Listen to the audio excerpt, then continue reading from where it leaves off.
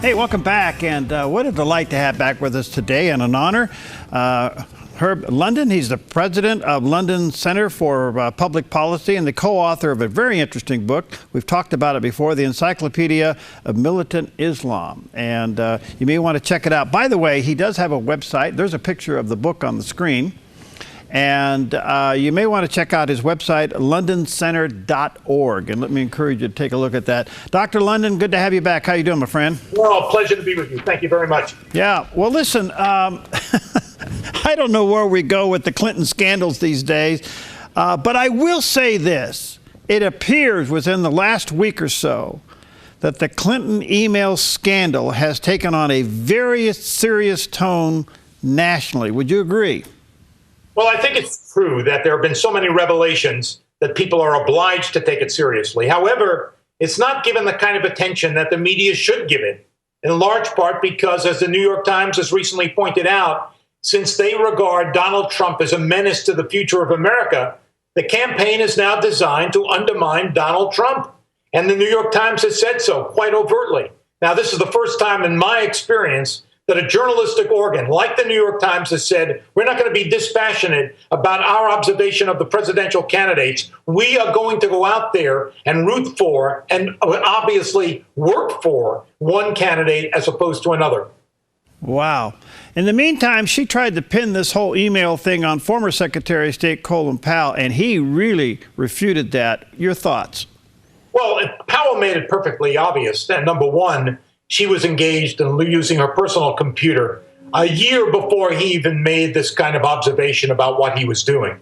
Number two, he didn't use classified materials on his personal computer. And number three, he didn't have any SAPs on his computer, which are special access programs, several degrees above top secret. All right, so he's refuted it. Do you think that's the end of it, or as far as her passing the buck off to him for her reasoning? Look, the Clintons believe that there are rules, there are damn rules, and there are rules that apply to the Clintons. They do not believe that they are in the same world as the rest of us. And they have gotten away with a great deal, starting with the Rose Law Firm and Whitewater and the Hillary Clinton commodities investment, a whole variety of things. And so she doesn't actually believe that she's going to be affected by this. And that may be true. When Jim Comey said that Hillary Clinton has engaged in reckless behavior, his words, reckless behavior regarding the emails on her system, she said, oh, that's really nothing. She gets on Jimmy Kimmel and she said, oh, 15,000 emails. Well, I neglected to show them. She said, Jim Comey, the head of the FBI, never said I lied. Of course, he said she didn't tell the truth. Well, I mean, it's true. Technically, he didn't use the words she lied, but he did say she didn't tell the truth. So, I mean, this is the Clintons. This is like Bill Clinton said, well, whatever is. Of course, this is what they get away with. And this is what the press has allowed them to get away with. All right, let's go back to the Clinton Foundation. A lot of folks are hearing it for the first time. What is the Clinton Foundation? Well, the Clinton Foundation was designed to do all kinds of things across the globe, including dealing with the malaria crisis, HIV crisis, and a variety of issues of that kind. What people do not understand is that it is basically a pay-for-play operation that enhances the wealth of the Clintons. There's close to $1 billion in the foundation. Now, these are two people who never worked a day in the private sector. You also have to examine the people and the unsavory characters who are giving money to the Clinton Foundation. For example, Saudi Arabia gave $25 million and then gets involved in the F-16 deal. Is there a causal relationship? I can't prove that, but there's still a correlational relationship. Gilbert Chagoury has promised to give $1 billion over a 10-year period to the Clinton Foundation. Does he have access to various people he wants to talk to? Of course, done through the foundation and the Secretary of State's office. So there's a clear relationship, as Uma Abedin has clearly indicated in almost all of the testimony that's been provided. There is a relationship between Doug Bann and Uma Abedin, who is the chief of staff for Hillary Clinton. She's also paid by the Clinton Foundation, in addition to being paid when she was working for the Secretary of State. Now, that in itself is odd. So there are so many oddities associated with the way in which the Clintons operate at the foundation. But let me make one final point. go to Charity Navigator. This is an organization that has no political ties of any kind, and they simply evaluate how much money is used for administrative purposes and how much money is actually used for the espoused causes that the foundation stands for. In the case of the Clinton Foundation, last year was roughly 95% was given for administrative purposes, 5% for their causes. So the money went to the Clintons. Now this year, Charity Navigator refuses to evaluate this proposition at all. Why is it they won't evaluate it? Still a not-for-profit organization, still a foundation. They do this with every other foundation in the United States. They will no longer do it for the Clinton Foundation because they say the rules are so different. The way in which it's organized is so different. Well, in fact, that's true. It is different because it's a pay-to-play operation. Dr. London, why wasn't the foundation suspended when she became Secretary of State? Now they're saying, well, maybe we'll do that if she becomes president. Why didn't it happen when she became Secretary of State? When she became Secretary of State, she made a promise to the President of the United States that she was going to disassociate from the foundation. That was not true. She said, my husband will be running the foundation with my daughter, but I will not be involved. That was a lie. Of course, it goes along with a great many other lies that we've heard. It's an exercise in dissimulation. All right. Now, is it a lie or non-truth? Sir, you're talking like one of the Clintons. Well, you just can't get over this stuff. All right. So recently, the 14,900 emails that have been released certainly show a link of activity between the foundation and Secretary Clinton when she was secretary. Now, giving money after a meeting is not a crime, right? That is correct. And she will argue it was entirely coincidental.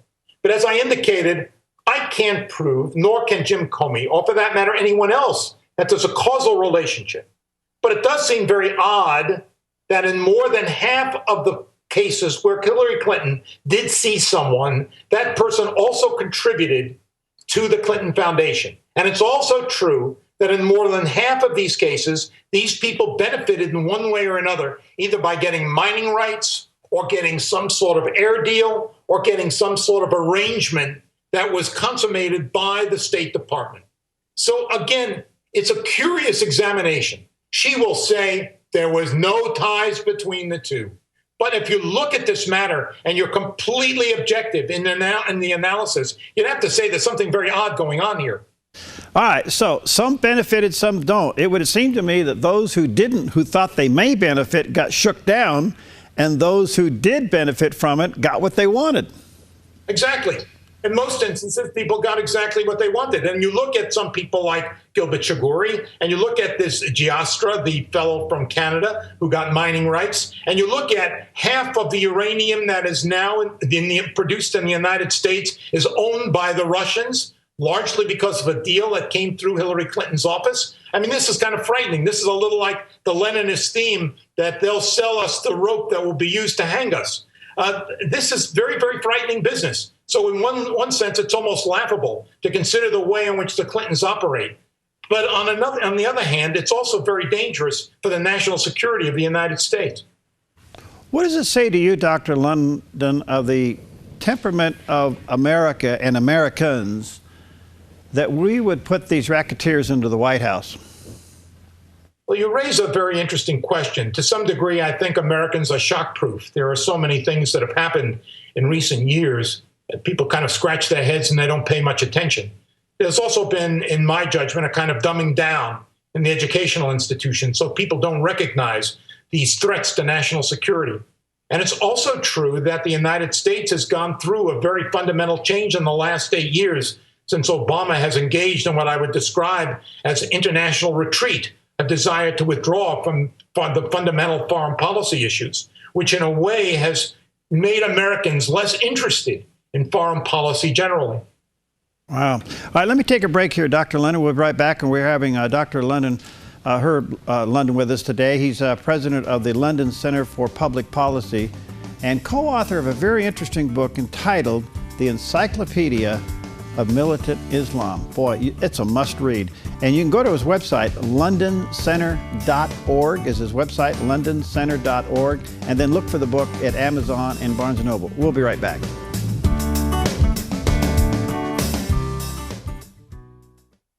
I'm Paulina Leiser, producer of Focus Today.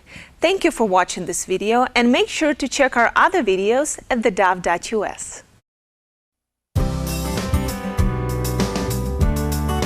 All right, welcome back, and what a delight and an honor to have back with us today Dr. Herb London. He is the president of London Center for Public Policy and Research. I would encourage you to check out his website, londoncenter.org, a tremendous resource. And his latest book entitled The Encyclopedia of Militant Islam. We'll talk about that in just a moment. There's a picture on the screen, the Encyclopedia of Militant Islam. Dr. London, a couple questions as a follow-up here. It would seem to me on the whole issue between the Clinton Foundation and the relationship with the State Department when she was Secretary of State, there are so many ethical violations here that it should have resulted in a resignation. We can't even make this stick. Why? Well, obviously, there should have been a resignation. The President of the United States should have made that happen. But the fact is that the Clintons are shameless, and to some degree, the President has been culpable. Because after all, he did engage in correspondence with her on her personal computer, which would mean that since he was also involved in using the personal computer in violation of White House and State Department protocols, he too is liable. So if, just imagine this scenario, there were a case brought against Hillary Clinton, and there was some sort of indictment, the lawyers representing Hillary Clinton would bring the president as a witness. The president would have to admit that he too violated the law. So you have a strange network, and I should say tangle or web arrangement that makes it very difficult for the president to disentangle himself from the activities of Hillary Clinton. Yeah, that's especially when you control the Attorney General. So we saw the results of that. It's just amazing. During her Democratic National Convention speech, she actually goes after corporate America and big money and rich people and all that with its hypocrisy on steroids. But looking back into the foundation, the Saudi regime and other people in the Middle East and tyrannical governments that donated millions to the Clinton Foundation, what do they want from her? Well, in the case of Saudi Arabia, they were looking for an arms deal. And they wanted an arms deal with fairly sophisticated weaponry that the Saudis have not been able to obtain before. And they were able to get it. Now, again, there was a $25 million contribution. The irony in all of this is that Hillary Clinton, during the course of the presentation at the Democratic Convention, said, you know something, I am breaking the glass ceiling for women. I am moving ahead on women's rights. I care about women in America.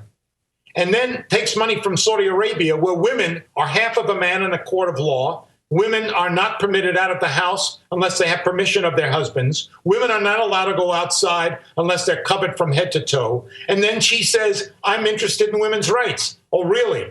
Come on, I think it's the money that really contributed to the rights that you're concerned about. So Hillary Clinton is clearly hypocritical. I mean, there is no question about it. Dr. London, all of this ends up in this, in a form of cynicism that really is the cancer of our culture today. If we're not careful, we'll say, oh, well, it's the Clintons, they get away with it. Nothing will ever happen, et cetera, et cetera. But it seems to me that this week, this whole issue of emails has taken a serious tone because I don't see anybody rushing to her side to defend her. Where do you think this thing may go? Well, part of the difficulty is I think the Clintons are simply hoping that it goes away, that after a while people get tired of the issue. And the way in which the Clintons respond is, of course, classic. They'll say, oh, we've been through this before. This is old news. Oh, we've all heard about this before, as if to say that's excusable. The interesting thing about the American public is that the public, to some degree, moves from one issue to another very, very rapidly. And this is part of the age in which we live. The more involved we are with advanced technology, the less likely it is that ideas will remain in the public domain for a while. If you may remember, or probably may have heard the statement by Einstein. Albert Einstein once said, "The more advanced the technology becomes, the more likely it is we'll have a generation of idiots." And think about that. You have young people today, they're looking at their palms. They don't look you in the eye. You have social media that goes from one issue to another. Things do not remain major issues in America. So you're quite right. I mean, there isn't a defense of the Clintons today. But I assure you, in a week or 10 days, there will be someone who says, "Oh, that's old news. We've been through that already." But has it been explained? Do you have an explanation for why the Clintons acted the way they did? Does it change in any way the moral formulation that you have about their conduct? No, of course not. But it's old news. And the Clintons will never explain it. Well, she said it's smoke but no fire. But if you look at the degree of controversy surrounding her candidacy, it suggests there's something really big in there. Do you think so?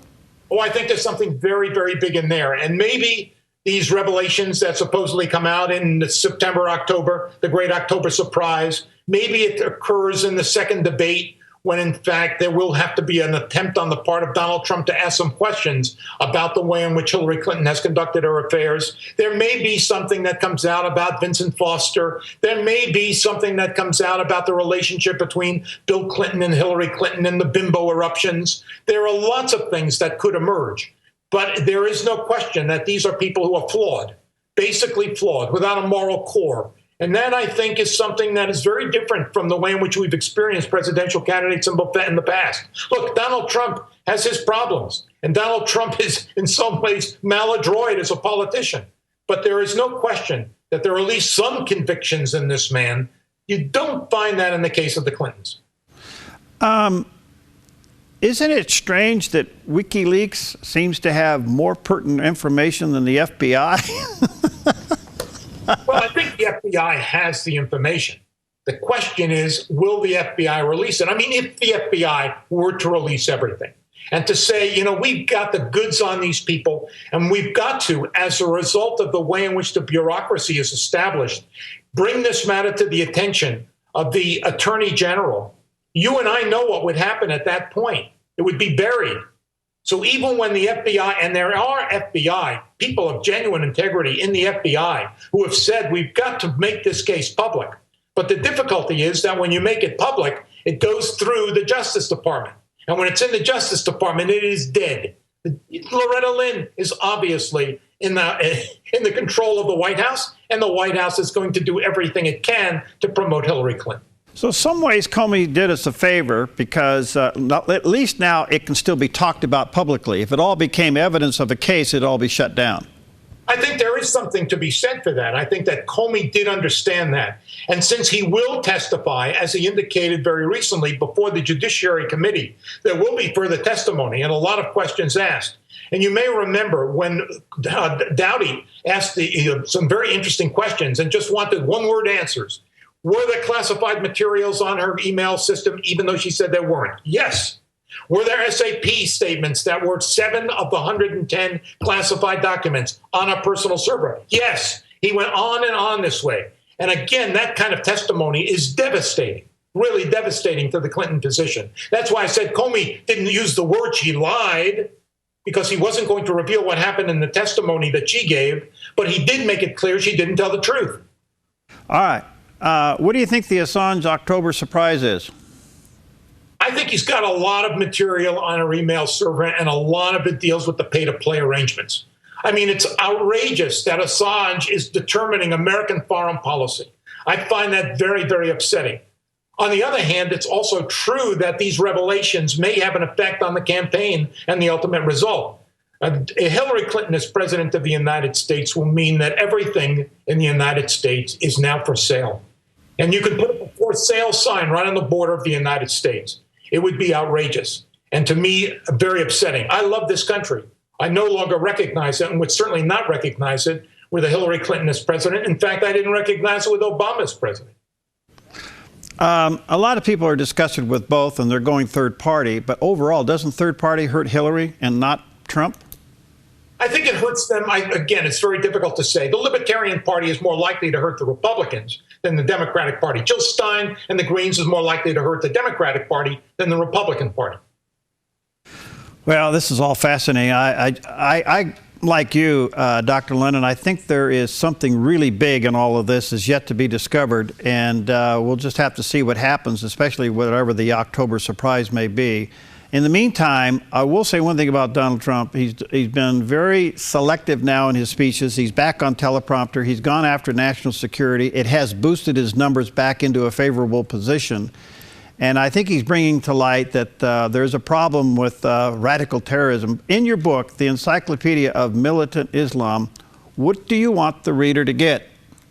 I want the reader to understand that there are many terrorist organizations across the United States. There are three overarching themes that militant Islam has. One, the caliphate, the desire to create this caliphate across the globe. The second thing is, of course, the use of jihad as a methodology.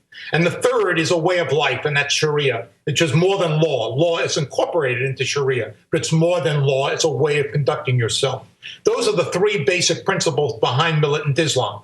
The variation, there is tremendous variation on location of these militant organizations, the tactics they will employ, the way in which they're funded. And it's important for our public to understand that, because this is not simply a war against ISIS. That war may be over very soon, but it doesn't make any difference, because the real war is against militant Islam. And that war will continue for a long time, at least a generation. And we have to prevail in that war by understanding our enemy, and by also understanding it's not a war only fought on the battlefield. It's a war fought with ideas. It's an ideational war. And that means we have to be clever about the way in which we undermine militant Islam. In the meantime, we discovered that Huma Abedin apparently has a background very pro Sharia law. Do you think this will go anywhere? Well, it should go somewhere. I mean, for a considerable period, when I brought up this subject, people would say to me, oh, this is McCarthyism. I mean, it doesn't mean anything. I always said, go to the Muslim Student Association website. She's listed as one of the principals in that organization. That organization was associated with the Muslim Brotherhood and is an unindicted co-conspirator in the Holy Land Foundation case. So what are we talking about? The mother is the editor of the Muslim Brotherhood newsletter. Her brother worked for the organization as well. She did at one point in her life. So it's very clear that there are ties to the Muslim Brotherhood. And it's also true that the Muslim Brotherhood has managed to penetrate many organizations in the United States. It's not illegal here, but is illegal in Egypt, is illegal in Saudi Arabia, is illegal in the Gulf states, is illegal in Jordan. And so why is it illegal in those states when, in fact, it's been the major funder and the basis for militant Islam in the first place? Well, you are a delight. Thank you, sir, for your time. We honor it greatly and look forward to many more visits together. Dr. Herb London, he's the president of the London Center for Public Research. There's a picture of the book, the Encyclopedia of Militant Islam. It's a must-read. And let me encourage, you can get that at Amazon, Barnes & Noble. But go to his website. Check it out, londoncenter.org, londoncenter.org. Dr. London, thank you, my friend. Let's connect again soon, okay? Great pleasure to be with you. Thank you very much indeed. God bless you. Have a great day. We'll see you next time on Focus Today.